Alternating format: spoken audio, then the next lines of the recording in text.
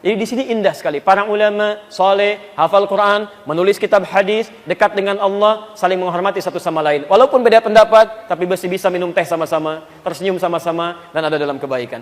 Antum bukan imam besar, jadi makmum juga jarang, hafal Quran juga tidak, hadis belum dituliskan, Masya Allah. Kenapa masalah ini jadi pada ribut? Yang kunut benar, yang tidak kunut benar, yang salah, yang tidak sholat subuh. Selesai.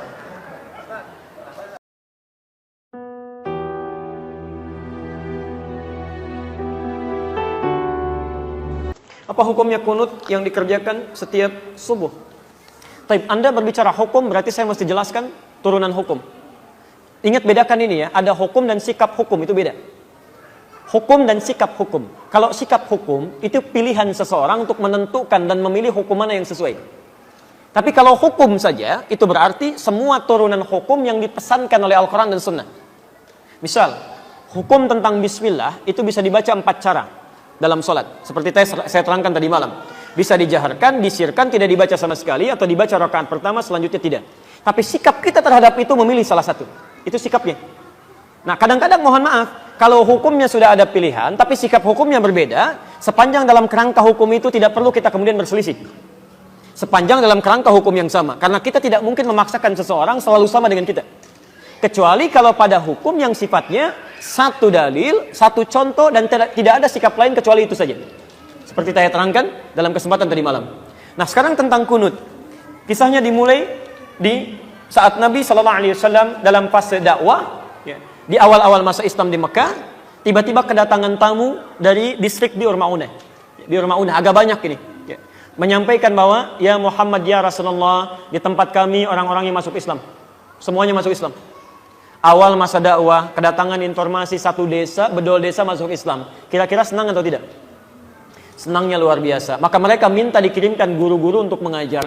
Dikirimkanlah oleh Nabi SAW 70 orang penghafal Quran. 70 orang penghafal Quran. Di saat-saat masa awal-awal keislaman, tidak banyak penghafal Quran. Dikirimkan 70 orang ke sana.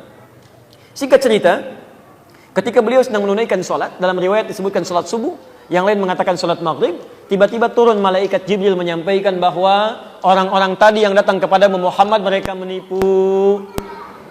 Karena ternyata orang-orang itu ketika sampai di Bir Ma'unah semuanya dizalimi, bahkan dieksekusi dan syahid. Ya, jadi mereka semua dibantai, dibunuh. Ya. Jadi ada yang menipu mengatakan masuk Islam, dikirimkan pengajar tapi kemudian disakiti, dizalimi. Nabi dengan sifat kemanusiaannya marah pada saat itu. Kemudian beliau berdoa kepada Allah Subhanahu wa taala. Ada yang mengatakan doanya sebelum ruku, ada yang mengatakan bangkit dari ruku. Maka beliau mengatakan Allahumma adzib fulan, Allahumma al'anhum. Ya Allah, tolong hukum si fulan, tolong laknat si fulan. Bahkan disebutkan sebagian dari suku-sukunya. Bani keda, bani keda, bani keda. Itu berlangsung selama sebulan. Berlangsung selama sebulan. Hingga turunlah kemudian Quran surah ketiga Ali Imran ayat 128 sampai 129. Posisi paling kanan sebelah bawah di mushaf standar. Quran surah ketiga Ali Imran ayat 128 sampai 129. Ayat 128 ini poinnya.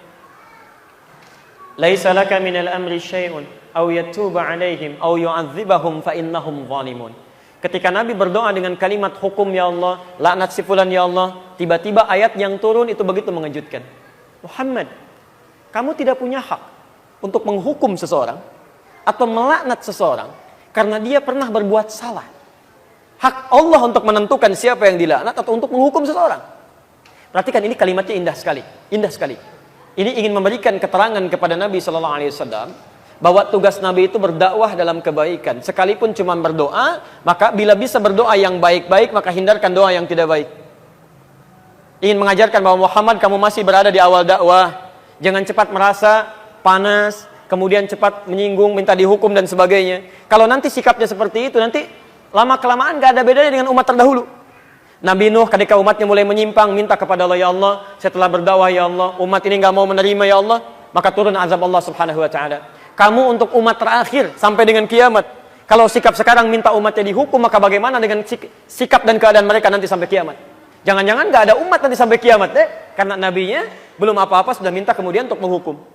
Maka turun ayat untuk meluruskan kepada Nabi supaya berdoa dalam kebaikan-kebaikan. Taib. Ini bukan Nabi salah, bukan nilai kemanusiaan yang menjadikan bahwa mereka penipu. Sedangkan ini masih ada di awal dakwah. Tapi Allah kemudian menanamkan kesabaran dalam diri Nabi. yang paling indah, turunlah kemudian ayat ini. Setelah ayat ini turun, terjadi dua peristiwa. Satu, Nabi tidak membacakan lagi doa tadi.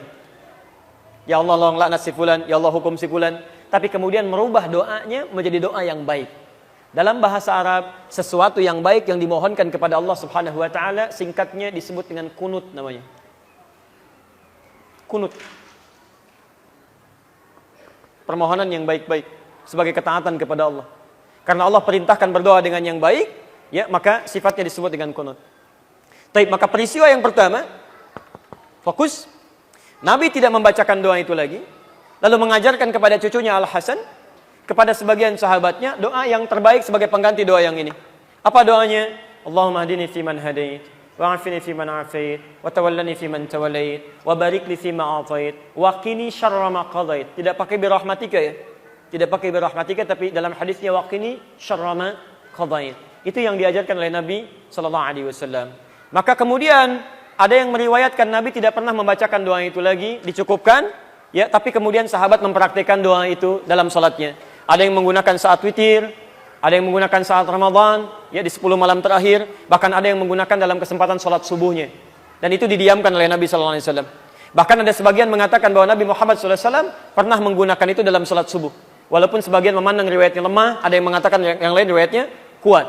Dari sini, Bapak Ibu sekalian, karena Nabi sallallahu alaihi wasallam tidak mempraktikkan doa yang tidak baik tadi, kemudian mengajarkan doa yang baik ini, dan beliau mendiamkan sahabat yang mempraktikkan, tidak melarangnya, ya, maka disinilah kemudian para ulama melihat itu, lalu menyikapi dan mengambil kesimpulan dengan tiga kesimpulan. Karena Nabi tidak mengatakan langsung. Kalau Nabi mengatakan sudah nggak usah berdoa, selesai masalah. Kalau Nabi mengatakan berdoa ya, ini bagus, selesai masalah. Tapi Nabi mendiamkan di sini, dan sikap diamnya Nabi dalam implikasi hukum itu bisa menerangkan beberapa pilihan-pilihan hukum. Maka Imam Abu Hanifah mengatakan, karena Nabi sebelumnya tidak baca doa, dan setelah itu pun beliau tidak baca doa lagi, setelah turun ayat tadi, maka beliau menyimpulkan tidak ada doa kunut itu. Makanya saat subuh tidak perlu membaca doa kunut, selesai. Imam Abu Hanifah.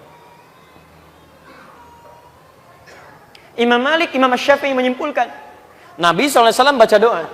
Doa ini diganti oleh Allah untuk yang baik-baik. Dan kemudian diajarkan oleh Nabi pada sahabat, sahabat membacakan, Nabi tidak melarang. Ini artinya itu pun dibenarkan kalau dibacakan. Maka dari itulah Imam Syafi'i, Imam Malik mempraktikkan doa kunut ini. Imam Malik membacakan sebelum ruku.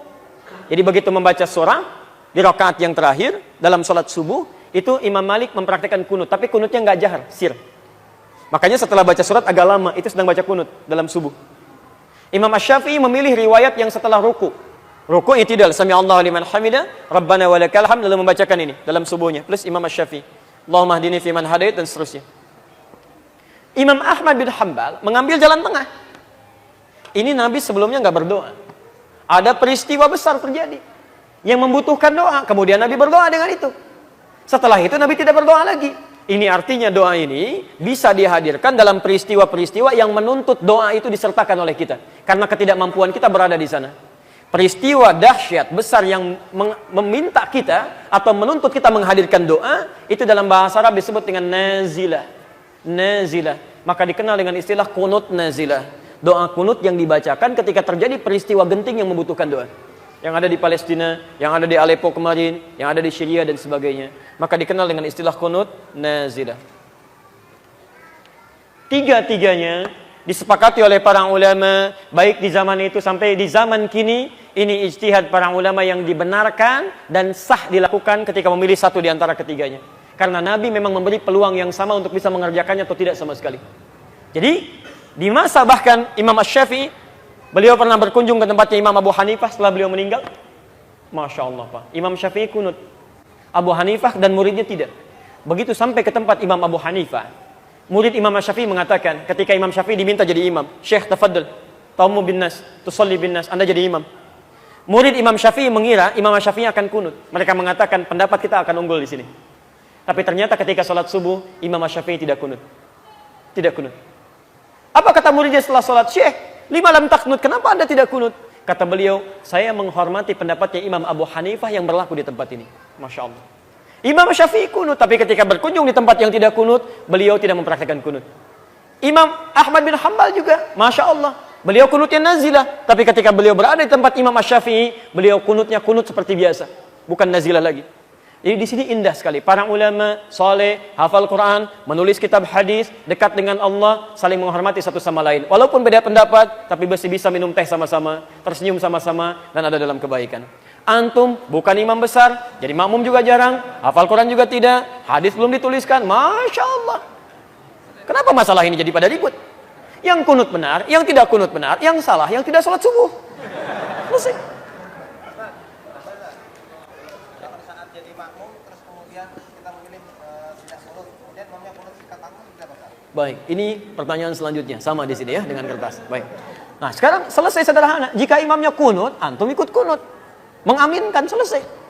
Ya, persoalan mengangkat tangan atau tidak itu persoalan lain. Tidak harus mengaminkan mengangkat tangan. Saya tadi subuh imamnya kunut. Saya mengaminkan tapi tidak harus mengangkat tangan. Kalau imam dia berdoa boleh mengangkat tangan. Ya, jadi begitu mengatakan Allahumma hadina fiman hadait, saya katakan amin. Karena makmum itu tugasnya mengikuti imam. Dan kalaupun imamnya nggak kunut, antum biasa kunut, antum nggak usah kunut.